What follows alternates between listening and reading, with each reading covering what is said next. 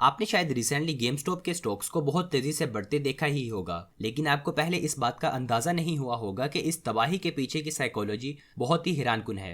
इसीलिए इस वीडियो में हम 7 बड़े साइकोलॉजिकल लेसन्स को ब्रेक डाउन करेंगे जो आपकी मदद करेंगे ग्रुप डायनामिक्स समझने में, और आप फाइनेंशियल तौर पर 99% लोगों से ज्यादा समझदार बनकर डिसीजन ले सकोगे। लेकिन पहले आपको गेमस्टॉप के इस राइज में थोड़ा रिकैप बताता हूँ। बहुत से चैनल्स ने काफी डीपली इस पर बात की है, इसीलिए हम इसका सिर्फ ओवरव्यू देखते हैं और फिर इसकी साइकोलॉजी की बात करते हैं। वॉल स्ट्रीट के कुछ हेज फंड्स यानी जो सिक्योर इन्वेस्टमेंट्स करते हैं, उन्होंने गेमस्टॉप के बिजनेस को खत्म होते हुए देखा और उस पर कई बेट्स भी लगाई कि इसके स्टॉक नीचे गिर जाएंगे। रेडिट फोरम में मौजूद कुछ लोगों ने डिस्कस किया कि अगर वॉल स्ट्रीट पर बेट लगाने वालों को अंदाजा हुआ कि स्टॉक की कीमत कम होने की बजाय ज्यादा होती है, तो हेज फंड्स जिन्होंने इसके खिलाफ बेट लगाई थी वो स्टॉक्स को अपनी बेट की वजह से खरीदने पर मजबूर हो जाएंगे। इससे हेज फंड्स के दरमियान एक बिडिंग वार शुरू हो जानी थी, जिसकी वजह से इसकी प्राइसेस बहुत ज्यादा बढ़ जानी थी। उन्होंने अपने इस प्लान पर काम किया जिसे रेगुलर बायर्स का ज्यादा अमाउंट में खरीदने के साथ हेज फंड्स को जबरदस्ती खरीदना पड़ा, जो कि गेमस्टॉप के शेयर को आसमान पर ले गई। अब ज्यादातर वॉल स्ट्रीट बेट्स में हर कोई ज्यादा पैसे बनाने की कोशिश करता है, तो कैसे इंटरनेट पर कुछ अजनबी लोग इसको इतनी ऊंचाइयों पर ले जाने के काबिल हुए? पहली चीज जो गेमस्टॉप की सिचुएशन में अलग थी वो था उनका कॉमन दुश्मन। अब पॉलिटिक्स में ये तो आम है और इन दिनों में तकरीबन रोजाना देखने को मिलता है कि एक ही दुश्मन होने से हम सब लोग आपस में इकट्ठे हो जाते हैं, हम और वो के माइंडसेट से। लेकिन ये एक्सपीरियंस स्टॉक मार्केट में बहुत ही कम देखने को मिलता है। हेज फंड्स जिन्होंने गेमस्टॉप को शॉर्टलिस्ट किया, उन्होंने एक जबरदस्त अपॉर्चुनिटी प्रोवाइड की जिससे आप ये जान सको कि आप किसके खिलाफ बेट लगा रहे हो, और विलन ट्रूप्स के जरिए इसको मजीद ताकत मिली। इन सिंपल कॉमन एनिमी के खिलाफ आपकी रैली ज्यादा भारी पड़ सकती है अगर आप उन्हें सिर्फ दूसरों की तरह आम ना समझें, बल्कि आप उन्हें एक ताकतवर बुराई और उनकी पावर को आपके नुकसान के लिए इस्तेमाल होता समझें। तो इस सेंस में हेज फंड्स के बारे में लोगों की सोच उन्हें सबका दुश्मन बना देती है और लोग आपस में इकट्ठे होते हैं। इसीलिए आपने इस तरह के कमेंट्स भी पढ़े होंगे कि मैं गेम स्टॉक खरीदने लगा हूँ, मुझे फर्क नहीं पड़ता कि बेशक इससे मुझे लॉस भी हो, मैं हेज फंड्स की तरफ से शॉर्टलिस्ट की गई कंपनीज में इन्वेस्ट करता रहूंगा, तो बेशक वो सब बैंकरप्ट ही क्यों ना हो जाएं।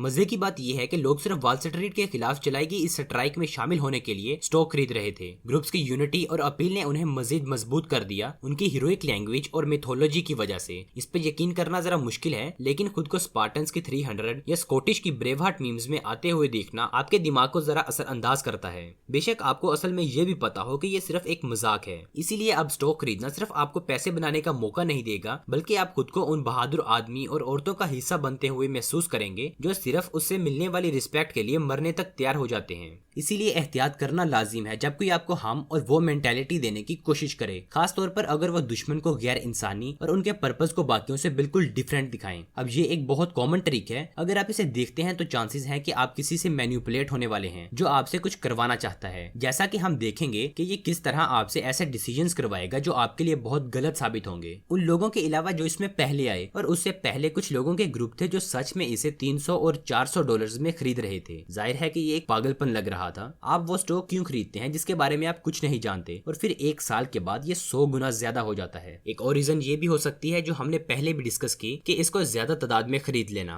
हकीकत यह है कि रोजाना इसके स्टॉक्स बढ़ता देखकर आप सोचते हो कि ये हमेशा बढ़ता ही रहेगा, लेकिन इसको खरीदने की बड़ी वजह इसकी कमी का डर है। ना खरीदना और बाद में इस लाइफ टाइम अपॉर्चुनिटी को खो देने के पछतावे से बचने के लिए वो इसे बड़े लेवल पर खरीद लेते हैं। ये तो जाहिर है, लेकिन इन दोनों केसेस में असल हकीकत जिसकी वजह से गेमस्टॉप की कीमत आसमानों को छू रही है वो ये है कि लोग इसको खरीदने में बहुत जल्दी कर रहे थे। याद रखें कि किसी चीज की कमी होने का डर ही सिर्फ एक ऐसा पावरफुल ट्रिगर है जो लोगों को कुछ खरीदने पर मजबूर कर देता है, और सेल्स पीपल इसको जानते हैं। अगर कोई आपको ऐसी कोई चीज बेचने की कोशिश करे ये कहकर कि अगर आप सोचने का ज्यादा टाइम लेंगे तो ये खत्म हो जाएगी, तो आपके लिए ये खतरे की अलामत होगी। इस सब पावरफुल साइकोलॉजी के जरिए जो लोगों को ज्यादा खरीदने पर मजबूर करे, तो ये स्टॉक वापस नीचे क्यों गिर गया? फर्स्ट, थर्सडे 28 जनवरी को कुछ ऐसा हुआ जिसकी किसी को भी कोई उम्मीद नहीं थी। ट्रेडिंग के पहले घंटे में ही स्टॉक 350 से 480 डॉलर तक पहुंच गया। ऐसा लग रहा था कि इसकी कीमत चांद को छू जाएगी। फिर लोगों को पता चला कि कुछ ब्रोकरेज फर्म्स उन्हें गेमस्टॉप खरीदने से रोक रहे हैं, ना कि उसको बेचने से, तो इसीलिए स्टॉक बुरी तरह से नीचे आ गिरा। फिर दोबारा इसकी कीमत बढ़ी, लेकिन फिर दोबारा उन सबको 70% लॉस हुआ जिस किसी ने भी इसे खरीदा था।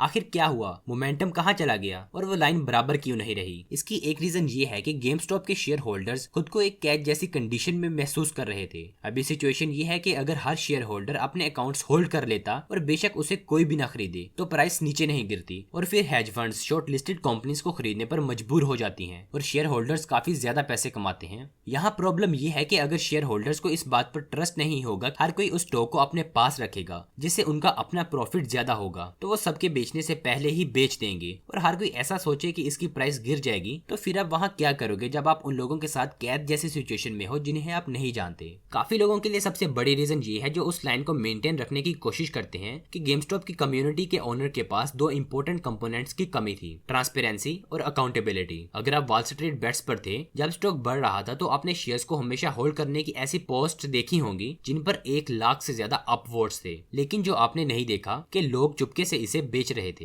ये काफी कॉमन मिस्टेक है जो लोग करते हैं। ये मत सोचे कि खामोशी का मतलब है कि लोग आपके साथ हैं। ट्रांसपेरेंसी की ना होने का मतलब ये भी है कि कोई नहीं जानता कि गिरती हुई प्राइसेस की वजह हेज फंड्स हैं, रेगुलर लोग या कुछ इंस्टीट्यूशंस। ट्रांसपेरेंसी के बगैर भी अगर ये पब्लिक भी हो जाता है कि आपने गेम स्टॉप बेच दिया है तो आपको कम्युनिटी से नहीं निकाला जाता। ये यकीनन एक अच्छी बात नहीं है, लेकिन ये फैक्ट है कि कुछ स्ट्रांगली यूनाइटेड कम्युनिटीज में बुरी तरह से सजा दी जाती है अगर आप उन्हें छोड़ने या मेजोरिटी के खिलाफ कोई बात करने की कोशिश करो। गेम स्टॉप ओनर्स की कम्युनिटी के लोग पब्लिकली ये बात कहते थे वो हमेशा इनके साथ हैं और वो कभी भी पलट सकते हैं जब उन्हें ऐसा महसूस हो और बगैर किसी सजा के। इसकी एक इंटरेस्टिंग एग्जांपल डेव पोर्टिनोई है। एक दिन वो डायमंड हेड्स के बारे में ट्वीट करते हैं, मतलब कि वो कभी नहीं बेचेंगे। अगली ट्वीट उन्होंने होल्ड करने की और फिर 24 घंटों के बाद उन्होंने सब कुछ बेच दिया। एटलीस्ट देव ने तो अच्छी गेम खेली। काफी सेलिब्रिटीज को गेम स्टॉप के इन्वेस्टर्स को सपोर्ट करने के लिए उनकी तारीफ भी की गई, जबकि एक्चुअल में उन्होंने गेम स्टॉप में इन्वेस्ट भी नहीं किया था। ये एक और इम्पोर्टेंट लेसन है, लोगों के एक्शंस को देखो ना कि उनकी बातों को। इलान मस्क ने ट्वीट किया था गेम स्टंक, लेकिन उन्होंने कुछ खास इन्वेस्ट नहीं किया। मार्क क्यूबन ने वॉल स्ट्रीट बेट्स में आस्क मी एनीथिंग यानी AMA किया, जहां उन्होंने लोगों को एडवाइस की अगर आपको इस टोकन ना बदलने की वजह पसंद है तो इसे होल्ड करें, लेकिन उन्होंने खुद स्टॉक नहीं खरीदा।